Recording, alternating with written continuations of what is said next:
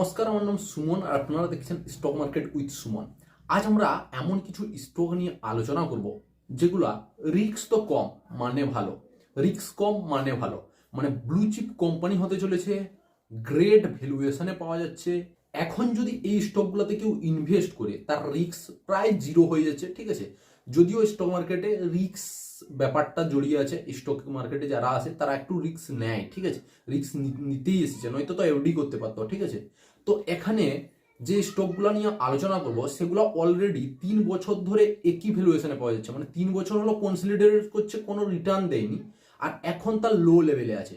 3 বছর যে এই লেভেলে পড়ে রয়েছে এমন নয়, এখান থেকে উঠেছিল আরো 20%, সেখান থেকে আবার নিচে এসেছে, আবার ওই 20% গেছে, আবার নিচে এসেছে। তো এরকম কনসলিডেট করেছে 3 বছর ধরে, আর এখনো ওই লো ভ্যালুয়েশনে আছে, ঠিক আছে। তো এখান থেকে 3 বছর এই যে ব্লু চিপ কোম্পানিগুলা সাধারণত 5 বছরের ডবল হয়ে যায়, ঠিক আছে। তো 3 বছর তো হয়ে গেছে, কোনো রিটার্ন দেয়নি, মানে 0% এখানে রিটার্ন রয়েছে। তো এখান থেকে যদি আর 2 বছর কেউ হোল্ড করতে পারে তাহলে আশা করছি এই কোম্পানিগুলো ডবল হওয়ার ক্ষমতা রাখে, ঠিক আছে। তো অবশ্যই নিজের অ্যানালাইজ করেই ইনভেস্ট করবেন। এই চ্যানেল শুধুমাত্র এডুকেশন পারপাসে বানানো, আপনাদের শেখানোর জন্য বাই সেল বা হোল্ড করার কোনো পরামর্শ এই চ্যানেল দেয় না।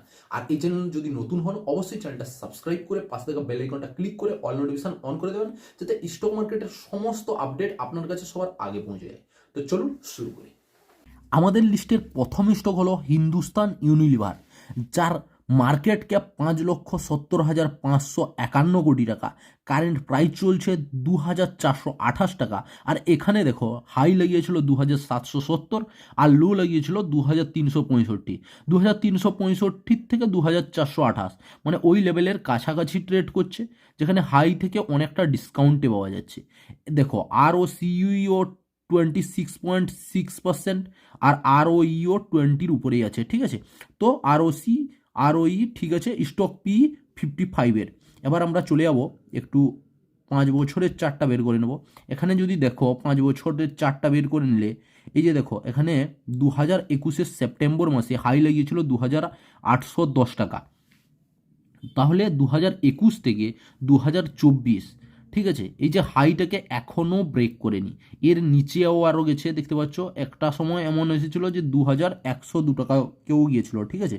তো ওইটা তো একটা সুবর্ণ সুযোগ ছিল, ওইরকম সুযোগ কি বারবার আসে না, আর এটা কখনো ফিরে পাবে?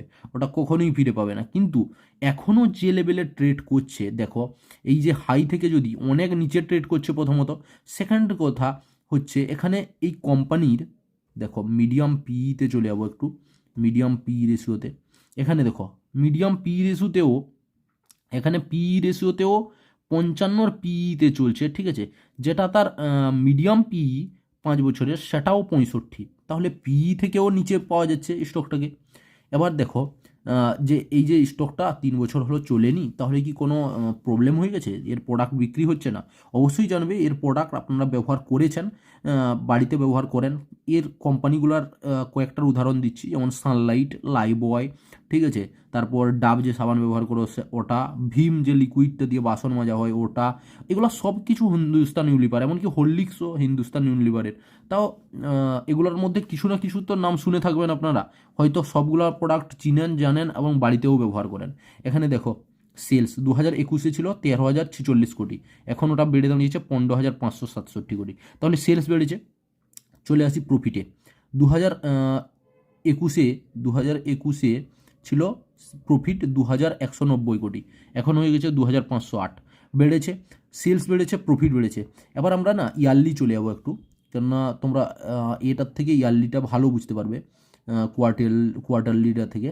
এখানে দেখো 2021-এ সেল করতো 47,028 কোটি, ওটা বেড়ে দাঁড়িয়েছে 61,901 কোটি। নেট প্রফিট এখানে 7,999 কোটি টাকা 2021-এ ছিল, ওটা বেড়ে দাঁড়িয়েছে 10,322 কোটি। তাহলে প্রফিট বেড়েছে, সেলস বেড়েছে। এবার আমরা চলে যাব ধার। এখানে দেখো আগে ধার ছিল কত, এখানে 1,009 কোটি, এখানে কত ধার বেড়েছে? 1,272, 272 কোটি মাত্র বেড়েছে।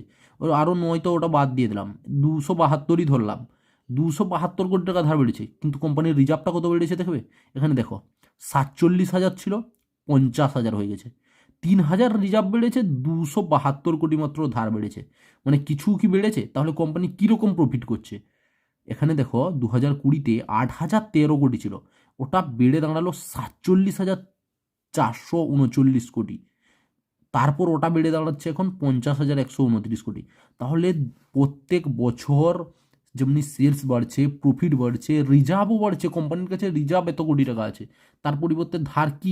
এটা কিছু ব্যাপার আছে কোম্পানির কাছে, এনি টাইম এটা পেমেন্ট করে দিতে পারে, ঠিক আছে, মানে ডেট ফ্রি কোম্পানিও বলতে পারি। এবার চলো একটু শেয়ার হোল্ডিং প্যাটার্নে চলে যাই।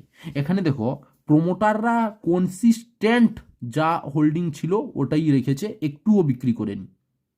2021-এও ছিল 61.90%, এখন আছে 61.90%। এফআইয়ের কাছে ছিল 14.95%, এখন আছে 13.65%। তো এখানে এফআই একটু বিক্রি করেছে। তো এফআই বিক্রি করায় কারা কিনেছে? এখানে দেখো ডিআইয়ের কাছে ছিল 10.68%, বেড়ে দাঁড়িয়েছে 12.31%। তাহলে যা এফআই বিক্রি করেছে তা সবই ডিআই কিনে নিয়েছে। এখানে দেখো গভর্নমেন্টের কাছে কিছুই ছিল না, এখানে 0.04% কিনে নিয়েছে। পাবলিকের কাছে ছিল 12.47, এখানে 12.11। তাহলে পাবলিক বিক্রি করেছে, ঠিক আছে, আর এফআই বিক্রি করেছে, আর সবটা কিনেছি কারা? ডিআই কিনেছে, গভর্নমেন্ট কিনেছে। তাহলে আর কি বলার আছে এই স্টকে? আমাদের নেক্সট স্টক হলো এশিয়ান পেন্ট লিমিটেড। এখন প্রাইস চলছে 2,949 টাকা। হাই লাগিয়েছিল দেখো 3,568, আর লো লাগিয়েছিল 2,694, ঠিক আছে। তো হাই থেকে অনেকটা ডিসকাউন্টে পাওয়া যাচ্ছে, আর লোর কাছাকাছি পাওয়া যাচ্ছে বলতে পারো, ঠিক আছে। এখানে স্টক পি দেখো 51-এর রয়েছে, ঠিক আছে, আর আরওসি দেখো 34, আর আরওই 27। তো দুর্দান্ত আরওই আর দুর্দান্ত আরওসি, ঠিক আছে। আর স্টক পিটা এই স্টকের জন্য দুর্দান্ত, কেননা আমরা চলে যাবো এখন শেয়ার প্যাটার্নে। এখানে দেখো 2021-এ হাই লাগিয়েছিল, এখান থেকেই আমরা ধরবো সেপ্টেম্বর থেকেই 3,448, 3,448 টাকা। এখানে আরেকটা হাই লাগিয়েছিল 3,576 টাকা, ওটা 22 জানুয়ারি, ঠিক আছে। আর এখানে 21 জানুয়ারি লাগিয়েছিল 3,448 টাকা। তো এখান থেকে যদি আমরা আজ পর্যন্ত দেখি, আজ তো দেখালাম আপনাদের 2,949 টাকায় ট্রেড করছে, গত 3 বছর ধরে কনসলিডেট করছে। এই দেখো প্রত্যেকবারে উপরে যায় আবার নিচে পড়ে যায়, উপরে যায় নিচে পড়ে যায়, উপরে যায় নিচে পড়ে যায়, এখনও নিচে পড়ে আছে, ঠিক আছে। তো এখনও একটা ভালো সুযোগ রয়েছে, ফার্স্ট কথা। এখানে দেখো ভালো সুযোগ রয়েছে, সঙ্গে 3 বছরের সময় যেটা মার্কেটকে আপনাকে দিতে হয়নি, মানে ফ্রিতে পেয়ে যাচ্ছেন, ঠিক আছে। একটা ব্লু চিপ কোম্পানির পি রেশিওটা দেখো একটু, সব থেকে লোয়ে ট্রেড করছে। এর মিডিয়াম পি দেখো 76.5, আর সেটা পাওয়া যাচ্ছে কোথায়? মানে কি বলবো, 51.8, দুর্দান্ত ভ্যালুয়েশনে পাওয়া যাচ্ছে এক কথায়, ঠিক আছে। এবার আমরা দেখবো একটু সেলস, যে সেলস কি কমে গেছে তার জন্য শেয়ারটার এমন হয়েছে। এখানে 2021-এ ছিল 5,585 কোটি, এখন ওটা বেড়ে দাঁড়িয়েছে 9,103 কোটি, মানে প্রায় ডবলের কাছাকাছি হয়ে গেছে। নেট প্রফিট যেখানে 2021-এ ছিল, এখানে দেখো 574 কোটি ছিল, ঠিক আছে, তার আগে ছিল 870 কোটি, ওটা বেড়ে দাঁড়িয়েছে 1,475 কোটি, ঠিক আছে। তো এটাও ডবল বলতে পারি, ঠিক আছে।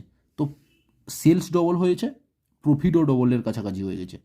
এবার আমরা চলে যাব একটু যে ধার কি কোম্পানি বহুত নিয়ে নিয়েছে এগুলো করার জন্য। এখানে দেখো 2021-এ ছিল 1,093 কোটি, আর এখন হচ্ছে 2,327 কোটি। তো এখানে ধারও ডবল হয়ে গেছে, কিন্তু ধারটা কি অনেক বেশি? একদমই না। কেন? এখানে কোম্পানির কাছে আছে 16,466 কোটি টাকা রিজার্ভ, যেখানে 21-এ ছিল মাত্র, দেখো এখানে 21-এ কত ছিল, 12,710 কোটি। তো রিজার্ভও কন্টিনিউ বেড়েছে, ধারও বেড়েছে, ঠিক আছে, কিন্তু রিজার্ভ যে পরিমাণে বেড়েছে, ধার তার পরিমাণে কিছুই নয়, ঠিক আছে। এনি টাইম এই ধারটা পেমেন্ট করে ডেট ফ্রি কোম্পানি ঘোষণা করে দিতে পারে। এখানে দেখো প্রোমোটার 52.79 ছিল, এখন 52.63%, মানে মানে খুবই হালকা পরিমাণ বিক্রি করেছে। এখানে এফআইয়ের কাছে ছিল 20.38, এখন আছে 17.32, এও হালকা বিক্রি করেছে এফআই। ডিএর কাছে ছিল 7.27, আর ডিএর কাছে এখন আছে দেখো 10.52%। তাহলে প্রোমোটার আর এফআই যা বিক্রি করেছে তা পুরোটাই ডিআই কিনে নিয়েছে। ঠিক আছে, এখানে দেখতে পাচ্ছ ডিআই কিনে নিয়েছে। পাবলিক গভর্নমেন্টের কাছে ছিল 0.8%, এখন আছে 0.6। দেখো এখানে বাড়ানো শুরু করেছে, আগে ছিল 0.4, তারপর 0.5, তারপর এখন 0.6। মানে গভর্নমেন্টও জানে যে এই স্টকটার ভবিষ্যৎ খুব ভালো আর খুব ভালো প্রাইজে পাওয়া যাচ্ছে, তো কিনে নিয়ে রেখে দিই। এখানে 19.48% ছিল পাবলিকের কাছে 2021-এ, এখন আছে 19.44%। এখানে পাবলিক কিছু আরও শেয়ার হারিয়েছে, মানে বিক্রি করেছে। ঠিক আছে, আর তারা কিনে নিয়েছে গভর্নমেন্ট, ডিআই এগুলা কিনে নিয়েছে। তাহলে এই স্টকটাকে কি বলবো? আমাদের নেক্সট স্টক হলো এইচডিএফসি ব্যাংক, যেটা হচ্ছে ভারতের বৃহত্তম ব্যাংক। আর এই স্টকটা যারা এখনও হোল্ড করে রয়েছে তাদের জন্য একটা গুড নিউজ, এলআইসি এই স্টকটাতে 5% হোল্ড করে শেয়ার স্টেক। ঠিক আছে, তো এখানে এলআইসিকে রিজার্ভ ব্যাংক পারমিশন দিয়েছে 10%, মানে 9.99% পর্যন্ত স্টক কেনার এইচডিএফসি ব্যাংকের। আর এলআইসি সেটার সদ্ব্যবহার করবে আশা করছি, কেননা এই ব্যাংকটা পাওয়া যাচ্ছে মাত্র 1435 টাকায়, 3 বছরের সব থেকে লো লেভেলে, দেশের সব থেকে বৃহত্তম পাবলিক সেক্টরের বৃহত্তম প্রাইভেট কোম্পানি। ঠিক আছে, এইচডিএফসি ব্যাংক এখন চলছে দেখো stock P 16, current price 1435, high লাগিয়েছিল 1758 আর লো লাগিয়েছিল 1380, পুরো কাছাকাছি চলছে। এখানে আমরা যদি আরও সি দেখি 6.24 আর আরওই দেখি 17.1%। এখানে 10 বছরের আমরা চার্ট বের করে নিয়েছি। ঠিক আছে, পিই রেশিও এখানে 10 বছরের সব থেকে লোয়ার পিইতে দেখো চলছে, সব থেকে। এখানে করোনার সময় যখন ব্যাংকটা পড়েছিল সবার থেকে লোয়ার পিইতে এসেছিল, তারপরে মুভমেন্টটা দেখো, ব্যাংক কতর পি পর্যন্ত হাইস্ট গিয়েছিল, 28 পি পর্যন্ত, মানে 16 থেকে 28, মানে ডবল হয়ে গিয়েছিল। ঠিক আছে, তো এখনও সব থেকে নিচে পড়ে গেছে। মানে কি বলবো, বৃহত্তম ব্যাংক, প্রাইভেট সেক্টরের বৃহত্তম ব্যাংক, যার মিডিয়াম পি 25। এবার আমরা চলে যাই, এই ব্যাংকটা দেখো পড়ার পেছনে তো অনেকগুলো কারণ আছে, সেগুলো বললে ভিডিওটা অনেক বড় হয়ে যাবে, কারণ বলছি না, শুধু দেখাচ্ছি। এখানে দেখো, যেখানে 2021-এ কোম্পানির রেভিনিউ ছিল 32,607 কোটি, ওটা বেড়ে দাঁড়িয়েছে 78,000 কোটি টাকা। তো এখানে একটা কোম্পানি মার্জ করেছে, এইচডিএফসি কোম্পানি এইচডিএফসি ব্যাংকের সঙ্গে মার্জ করেছে। ঠিক আছে, তো এর জন্য এখানে একটু বেশি দেখতে পাচ্ছি। এখানেও দেখো, এখানে যখন মার্জটা হয়নি ছিল কত, 51,168 কোটি, তো তাও তো ডবলের কাছাকাছি। হ্যাঁ, ডবল হয়ে গেছে, কিন্তু শেয়ার প্রাইস কি হয়েছে, ডবল হয়েছে? হয়নি। এখানে দেখো প্রফিটটা একবার আসি আমরা, এখানে ছিল প্রফিট 11,266, 21,243, এখানে দেখো 16,597। আরে ডবল হয়ে গেছে প্রফিটও, এখানে রেভিনিউ ডবল হয়ে গেছে, প্রফিট ডবল হয়ে গেছে। চলো এই দেখো ব্যাংকিং স্টক, তো এখানে ধার বাকি আমরা দেখবো না, কারণ ব্যাংকিং স্টকে তার ধার দেওয়ার জন্যই বসে আছে, তারা তো ধার দেবেই। ঠিক আছে, এখানে রিজার্ভটা আরও যে দেখতে পারি আমরা, রিজার্ভ দেখো 2,88,880 কোটি টাকা আছে রিজার্ভ ব্যাংকের কাছে। এবার শেয়ার হোল্ডিং প্যাটার্ন দেখো, এখানে প্রমোটার যা ছিল সব বিক্রি করে বেরিয়ে এসেছে। তাহলে কি ব্যাংকে কোনো গন্ডগোল খুঁজে পেয়েছে তার জন্য বেরিয়ে এসেছে? না, যদি গন্ডগোল হতো তাহলে এফআই ভরে ভরে কিনতো না। এখানে এফআইয়ের কাছে ছিল 32.24%, সেখানে দেখো বেড়ে দাঁড়িয়ে গেল 52.13%, এখানে বেড়ে আরও দাঁড়িয়ে গেল 52.31%। মানে প্রমোটার যা বিক্রি করলো সব এফআই, আর কে কিনলো? ডিআই। এখানে দেখো ডিআইয়ের কাছে 26.75% ছিল, ওটা হয়ে গেল 30.39%। এফআই ডিআই ভরে ভরে কিনছে। এখানে গভর্নমেন্টের কাছে ছিল 16%, 0.16% হয়ে গেল 17%। এখানে পাবলিকও একটু কিনছে, কেন এখানে দেখো প্রমোটার যা ছিল সব বিক্রি করে দিয়েছে।